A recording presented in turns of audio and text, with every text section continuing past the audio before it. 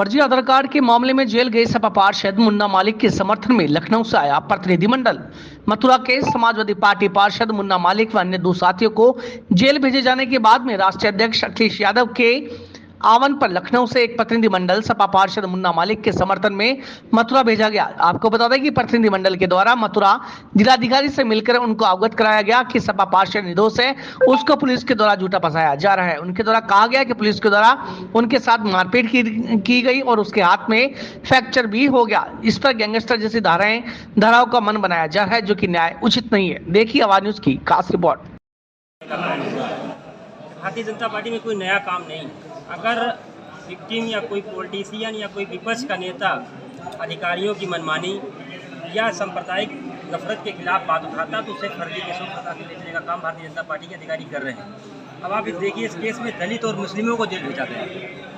Bharatiya Janata party उनके अधिकारियों को एक मंशा साफ जाहिर होती है कि अगर मुस्लिम हो, दलित हो, निर्दोष तो फर्जी केस लगा के भेज दिया। आप कल्पना करिए कि 420 का केस किया गया। फॉल्स कह रहे हैं कि इन्होंने आधार कार्ड बनाए हैं, इन्होंने फिंगरप्रिंट्स बनाए हैं। तो जिसका फॉल्स मैंने फर्जी आधार कार्ड बने हैं, जिसको उन्होंने फिंगरप्रिंट बना के दिए, कोई शिकायत तो होनी चाहिए पुलिस के पास कि आप इन्होंने इस आदमी का फर्जी आधार कार्ड बना करके पैसा निकाल लिया। ये कह रहे हैं कि पैसा निकाला जाता था, तो किसका पैसा निकाला गया अभी तक, जब से उसने अपने सेंटर खोला है जन सेवा केंद्र।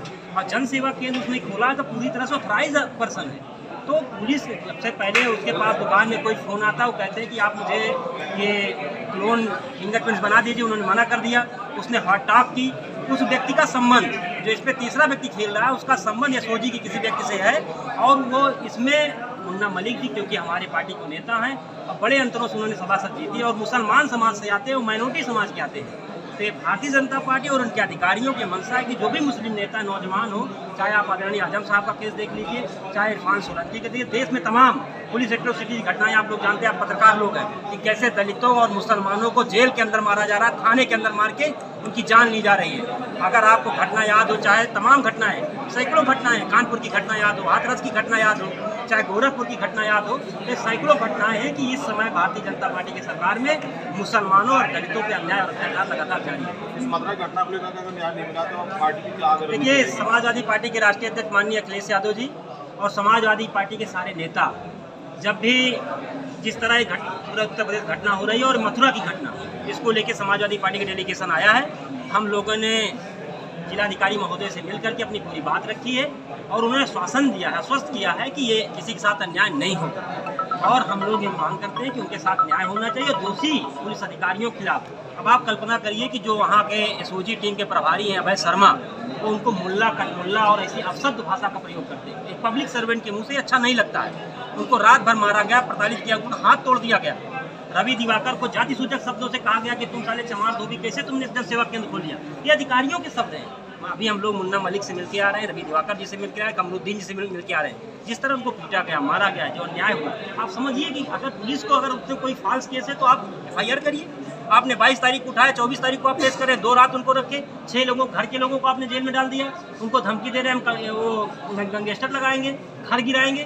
तो ये जो मनमाने तरीके से प्रशासन कर रहा है, इसके खिलाफ समाजवादी पार्टी आंदोलन करेगी। अगर उनके साथ अन्याय होता है तो पूरे उत्तर प्रदेश में हम यूथ के और पार्टी के लोग पूरे उत्तर प्रदेश में आंदोलन करेंगे और ये सरकार को बताने का काम करेंगे अन्याय अत्याचार नहीं चलेगा।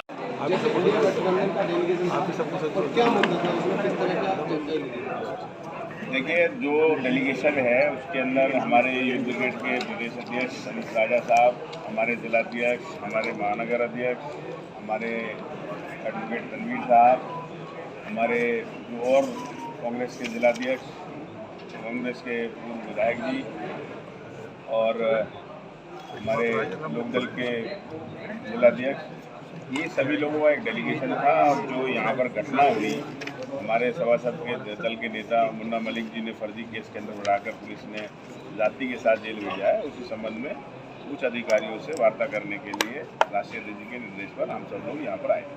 आप जेल में मुन्ना से भी मिले, उसके बाद डीएम साहब से भी मिले, क्या ने क्या बताया आपने? आपका देखिए, उन लोगों का सीधा कहना है कि वो सभासद हैं और सभासद का बहुत सारे योजनाएं हैं, बहुत सारे काम ऐसे हैं जो लोगों से पढ़ते हैं और वो स्थानीय स्तर पर समाजवादी पार्टी के नेता होने के नाते वक्त बेवक्त शासन प्रशासन द्वारा लोगों के साथ की गई जुल्म ज्यादती के खिलाफ आवाज़ उठाता था, जिससे कि स्थानीय नेता भी और प्रशासन भी उससे नाराज था और उसी के लिए उस आवाज़ को दबाने के लिए उसको झूठा मुकदमा लेकर जेल भेजा गया। डीएम साहब को ज्ञापन दिया, क्या मांग किया? नहीं, हमने यही मांग की कि जांच करनी चाहिए, उच्च स्तरीय जांच होनी चाहिए और जो अगर वो केस फर्जी है तो उसे ख़त्म करना चाहिए और उनके खिलाफ जो उत्पीड़न हुआ है वो उत्पीड़न की जांच कर उन लोगों के खिलाफ भी कार्रवाई होनी चाहिए। जिस तरह से गैंगस्टर की कार्रवाई है उसको लेकर हमने कहा डीएम साहब से रिक्वेस्ट की है कि साहब आप इसकी जांच करिए और जांच करके अगर वो निर्दोष है तो जो भी कार्रवाई उसके खिलाफ हुई है उसे निरस्त करिए। तो डीएम साहब ने हम लोगों को आश्वस्त किया कि उसकी जांच गंभीरता से हम लोग कराएंगे और न्याय मिलेगा, ऐसा आश्वासन हम लोग को दिया और हमें भी पूरा विश्वास है कि हम लोगों को न्याय मिलेगा। निश्चित तौर पर जिस तरह से घटना है, जिस तरह का मामला है, तो हम लोगों को तो पूरा ही लगता है कि एक तरह से जनप्रतिनिधि की आवाज़ दबाने के लिए एक झूठे केस के अंदर फंसाया गया। क्या इस मुद्दे को आप विधानसभा या कहीं अन्य और भी कहीं उठाएंगे? अब ये राष्ट्रीय नेतृत्व का तय करेगा। हम लोगों की जिम्मेदारी है कि जो यहाँ की रिपोर्ट है वो माननीय राष्ट्रीय अध्यक्ष जी को सौंप दिया जाए। अब राष्ट्रीय अध्यक्ष जी का जो निर्देश होगा वो पार्टी तय करेगी, वो समाजवादी पार्टी का एक कार्यकर्ता करेगा। पुलिस ने अपने दावे को जो आरोपी लगाया उसके संबंध में साक्ष्य प्रस्तुत किए। आपकी अभी तक जो बातचीत हुई है और आप जिस तरीके से निर्दोष बता रहे हैं, आपको क्या दावे दलील है? देखिए, मैंने आपसे क्या कहा, जो हम लोगों की मुन्ना मलिक से बात हुई, उसके परिवार से बात हुई, स्थानीय लोगों से बात हुई, जो लोग उनके गिरफ्तार होने के बाद थाने में गए। अच्छा, आप मुझे बताइए, 420 का मुकदमा उसमें लगा है, धारा लगी है, तो जब किसी ने कंप्लेन ही नहीं की तो किसके साथ 420 की उसने? 420 कोई कंप्लेन तो होनी चाहिए, 420 किसी के साथ हुई। अब तुम्हारा कैमरा है, मैं इस कैमरे के अंदर आपसे छीन के आपके खिलाफ कोई मुकदमा लिख दूँ कि इस कैमरे के अंदर आपत्तिजनक चीज़ें थी, तो अब अगर कोई लिखना जाए रस्सी का सांप और सांप की रस्सी, मैंने कहा ना पहले, मेरी कहावत नहीं है, 100 साल पुरानी कहावत है। तो हमने तो कहा कि जो चीज़ें हैं, जो चीज़ है, उसकी दुकान में कैमरा लगा हुआ था, वो कैमरा गायब हो गया, सारी चीज़ कैमरे के अंदर थी, तो कैमरा कहाँ गायब हो गया ये भी तो जांच का विषय है कि कैमरा कहाँ चला गया। कैमरे से अपना पता चल जाता कि उसमें कौन लोग आए, कौन लोग मिले, किन लोगों ने वहाँ पे सब चीज़ उठा के ले गए, किन लोगों ने गलत करा, किन लोगों ने सही करा, वहाँ से कौन निकल के भागा, कौन नहीं निकल के भागा, जिस तरह से पेश किए गए तो वो सबूत जो हैं वो सब साक्ष्य प्रस्तुत होने चाहिए। लेकिन जो पुलिस को लगा कि ये ठीक है तो उन्होंने वो प्रस्तुत किए, जो नहीं लगा कि नहीं है, जो उनके विरोध में करने थे वो उन्होंने उसे पेश किया। अब ये अदालत डिसाइड करेगी, अदालत का मैटर है। हम लोगों को पूरा विश्वास है कि न्यायालय में उसे न्याय मिलेगा। उसका इतना है, दोष उसका इतना है कि वो ये नहीं पहचान पाया कि पुलिस इतना दोषी है। वो सिविल ड्रेस में थी, स्क्वाड टीम, उसको नहीं मालूम थी ये पुलिस वाले। अगर शायद उसे मालूम होता है पुलिस वाले तो वो ऐसी हिमाकत नहीं पुलिस की जो कार्रवाई की गई है उसको लेकर तो पुलिस की कार्रवाई तो जल्लादपूर्वक की गई है। उसको इस तरह से मारा है जैसे कोई बहुत बड़ा गैंगस्टर हो, अपराधी हो, है, या उसने कोई बहुत बड़ा क्राइम किया हो। बलात्कार के लोग जो नाबालिग लड़कियों से बराबर तो छुट्टे घूम रहे, पुलिस से उनको तो रुका, रोज डकैतियाँ पड़ रही हैं, रोज लूट हो रही है, रोज बलात्कार हो रहे हैं, उन पर तो पुलिस कुछ कर नहीं रही है। एक निर्दोष आदमी को पकड़ के ऐसे पीटा है कि उसकी हड्डी हड्डी तोड़ दी। जो मुन्ना मलिक पार्थ थे उन पे पहले भी कोई केस है कि अब साहब हमारी संज्ञा होंगे, कहते हैं राजनीतिक केस तो इन पे भी है, मुझ पे भी है, सब पे। कौन ऐसा व्यक्ति है जिसमें राजनीतिक केस नहीं? जैसे होते हैं केस वैसा कोई उस पर संगीन धाराओं में कोई केस नहीं है हमारी जानकारी। और हम बहुत ज़्यादा व्यक्तिगत रूप से उनसे नहीं जुड़े हैं, पार्टी के नाते, जनप्रतिनिधि के नाते उनसे जुड़े। मैं तो उसके प्रचार में गया था।